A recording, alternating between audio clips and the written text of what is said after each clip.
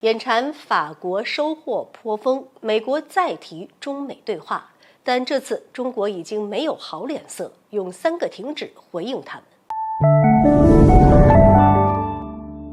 各位好，欢迎来到新乐锐评。前段时间，马克龙的访华行程可谓是非常的引人注目，不光是因为马克龙已经宣传了几个月的时间，更是因为中法两国签下了多项合作协议，特别是其中一项高达200亿美元的客机合作项目，连美国都十分羡慕。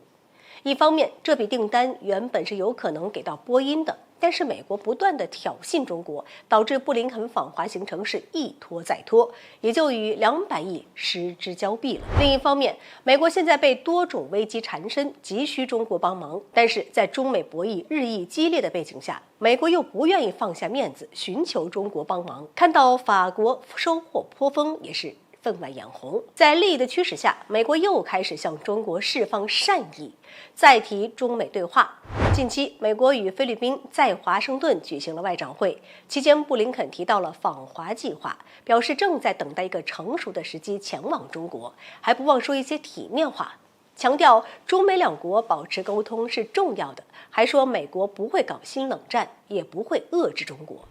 其实，布林肯的这种说法一直都是美国对华的统一口径。虽然不知道布林肯说这些话会不会心虚，但能肯定的是，美国的话不能信，毕竟美国的承诺它不值钱呢，言行不一更是他们的常态。当然，美国不守承诺这点，中国也十分清楚。面对美国讨好的样子，中国已经没有好脸色了。在记者会上，中方是一点面子都不给，用3个停止来回应美国。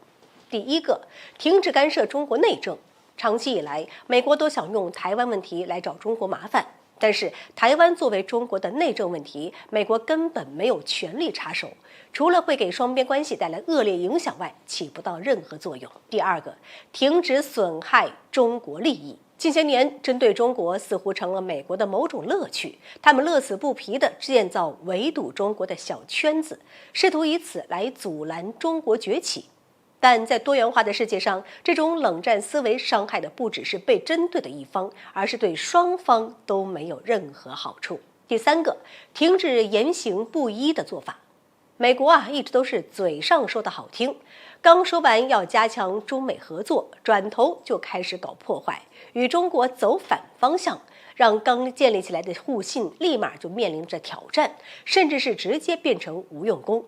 其实除了布林肯之外，还有耶伦、雷蒙多等美国政客在等待访华。但如果美国拿不出诚意的话，也不排除他们的访华行程会排到下一任接替的可能。总的来说，以中美两国的体量，必然是世界上最重要的双边关系之一。两国和谐相处才是有益于世界的事情。中美关系之所以会走到今天这种紧张地步，责任不在中国身上，但改善起来也很简单。中方的3个停止已经指明了道路，就看美国愿不愿意做了。好了，本期节目就到这里，欢迎各位点赞转发，留下您的精彩评论。